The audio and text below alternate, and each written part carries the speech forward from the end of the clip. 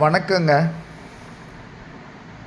இன்றைக்கி நாம் தர்மம் அறிவோம் என்ற ஒரு தலைப்பின் கீழே சிந்திக்க போகிறோம்.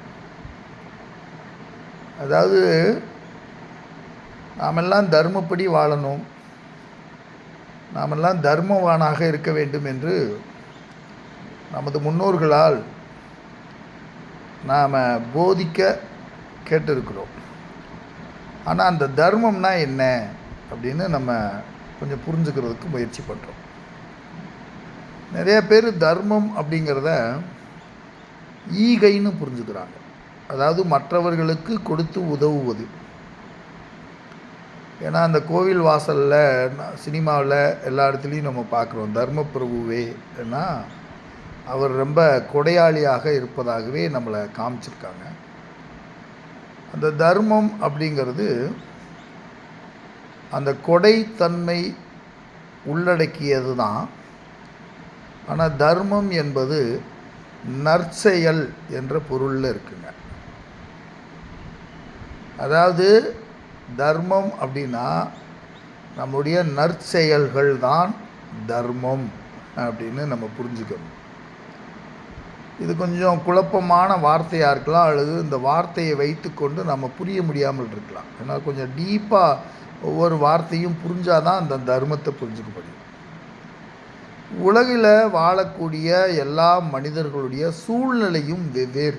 ஒருத்தவங்களுடைய சூழ்நிலை மாதிரி இன்னொருத்தவங்களுக்கு இல்லை.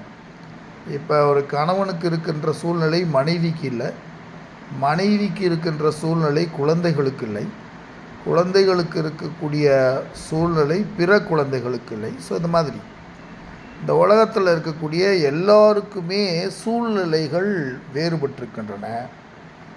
வயது நிலைகளில் வேறுபாடு உடையவர்களாக இருக்காங்க, தொழில் முறைகளில் மாற்றமுடையவர்களாக இருக்காங்க, அறிவு நிலையில் ஒவ்வொருத்தவங்களுக்குமான வேறுபாடுகள் இருக்கிறது.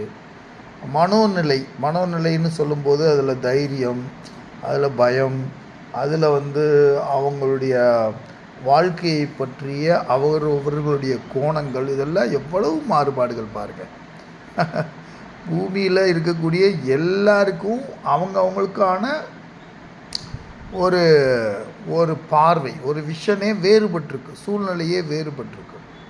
அப்போ அந்த சூழலில் ஒவ்வொரு மனிதனும் எவ்வாறு வாழ வேண்டும் அப்படிங்கிறதுக்கு அடிப்படையாக நமக்கு வகுத்து கொடுக்கக்கூடிய ஒரு விஷயம் தாங்க தர்மம். அதை தமிழில் அறம்னு சொல்கிறோங்க. அப்போ இதை எப்படி புரிஞ்சுக்கிறது அப்படின்னா ஒவ்வொரு சூழலுக்கு தகுந்த மாதிரியும் அறநிலையில் வேறுபாடு இருக்குது. அப்போ அதை புரிய வைக்கிறதுக்கு தான் பல்வேறுபட்ட கதைகள், ராமாயணமாகட்டும், மகாபாரதமாகட்டும், ஸோ இது மாதிரியான இதிகாச புராணங்கள் எல்லாமே இந்த தர்மத்தை நமக்கு புரிய வைக்க செய்கிற வேலை தாங்க எல்லாமே. அப்போ அதை புரிஞ்சிட்டோன்னா நம்ம ஈஸியாக நடந்துடலாம்.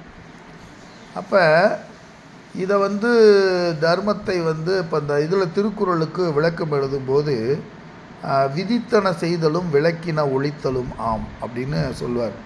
மனு முதலிய நூல்களில் விதித்தன செய்தலும் விளக்கின ஒழித்தலும் ஆம் அப்படின்னு பரிமேலழகர் ஒரு விளக்கம் சொல்கிறார். அதாவது பண்டைய காலத்தில் அந்த தர்மத்திற்கு ஒரு டெஃபினேஷன் கொடுக்குறாங்க. இந்த சமூகத்தினாலும் சூழ்நிலைகளாலும் பலராலும் பல நூல்களாலும் எது விதிக்கப்பட்டுள்ளதோ அதை செய்தல் வேண்டும். விதித்தன செய்தலும் எது செய்யக்கூடாது என்று இந்த சமுதாயத்தினாலும் உயர்ந்த நூல்களாலும் உயர்ந்த மனிதர்களாலும் சொல்லப்பட்டிருக்கிறதோ வரையறுக்கப்பட்டுள்ளதோ அவற்றை செய்தல் கூடாது. அப்போ இந்த சமுதாயத்தினால் ஒதுக்கி வைக்கப்பட்ட விஷயங்களை தவிர்ப்பதும் இந்த சமூகம் அங்கீகரிக்கின்ற விஷயங்களை செய்தலும் என்ற நிலையிலே தான் இந்த அறம் என்றது பொருள்படுகிறது. அப்போ இந்த நவீன காலத்து குருமார்கள் எல்லாமே இன்னும் அதை தெளிவுபடுத்தி இன்னும் அதை நம்மளுக்கு புரிய வச்சு இன்னும் கொஞ்சம் தெளிவாக சொல்கிறாங்க. வேதாத்ரி மகரிஷி போன்றவர்கள் அழகாக தர்மத்தை விளக்குகிறார்கள். நான் எனது வாழ்நாளில் யாருடைய உடலுக்கும் மனதிற்கும் துன்பம் தர மாட்டேன். துன்பப்படுவோருக்கு என்னால் முடிந்த உதவிகளை செய்வேன். தாங்க தர்மம். அதாவது தர்மம்னா என்ன அப்படின்னா, மற்றவங்களுக்கு நம்மளால் துன்பப்படக்கூடாது. அதே மாதிரி பிறருக்கு நம்மளால் இயன்ற நம்மளுடைய சூழ்நிலைக்கும் நம்மளுடைய அறிவுக்கும் நம்மளுடைய இயலும் தன்மைக்கும் தகுந்தது போல நாம் அந்த சமுதாயத்திற்கு தீங்கு விளைவிக்காமல் நன்மை விளைவிக்கின்ற செயல்களை நாம் செய்தோமானால் அதுதாங்க தர்மம். அதாவது நம்மளால் பிற உயிரினங்கள் தெரிந்தே பிற உயிரினங்கள் பாதிக்கும்படியாகவோ தெரிந்தே நமது மனச்சாட்சிக்கோ அல்லது பிறருடைய மனச்சாட்சியையோ பிறருடைய உயிரையோ பிறருடைய மனதையோ நாம் துன்பப்படுத்தும்படியாக வலிந்து செய்தோம் என்றால் அதனை அதர்மம் என்று புரிந்து கொள்ள வேண்டும். நம்மளுடைய சூழ்நிலையில் நின்று மற்றவர்களுக்கு பிறருக்கு நாளைக்கு ஒரு பெரிய நன்மை ஏற்படும் என்ற ஒரு நோக்கத்திற்காக இன்னைக்கு சில செயல்களை சில சமுதாயத்தினால் ஏற்கப்படாத செயல்களாக இருந்தாலும் அந்த பிறருடைய நன்மைக்கும் அதாவது பிற உயிர்களுடைய மேன்மைக்குமான ஒரு செயலை நாம் செய்தால் அதுதாங்க அறம். அதாவது கண்ணை இறுக்கியாக மூடிக்கிட்டு நாம் அந்த பழமையே பின்பற்றி கொண்டு இருப்பது அல்ல அறம். அவங்க சொல்லிட்டாங்க, அந்த நூலில் சொல்லிடுச்சு, இந்த இதில் சொல்லிடுச்சு, எல்லாம் சொல்லியிருக்கலாம்.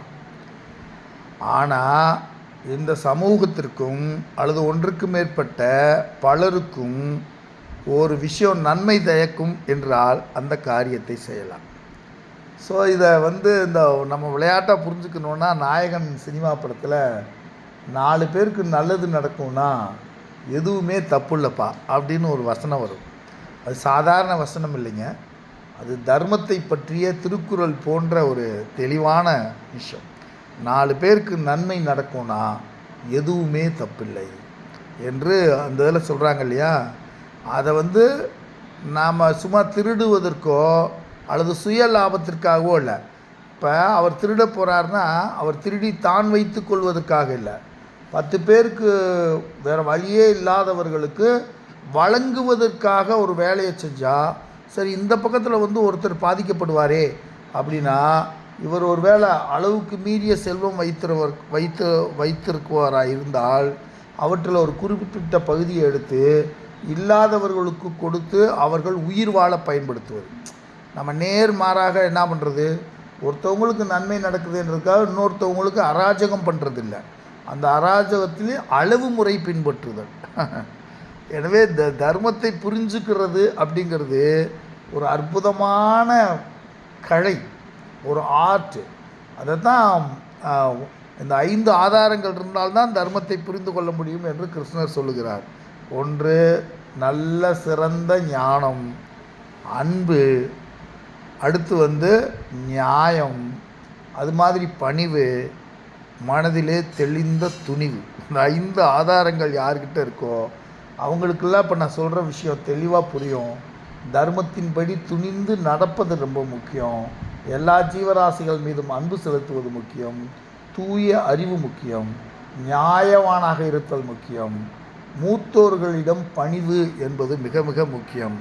எனவே இதாங்க நான் புரிஞ்ச அளவில் ஒரு தர்ம விளக்கம்.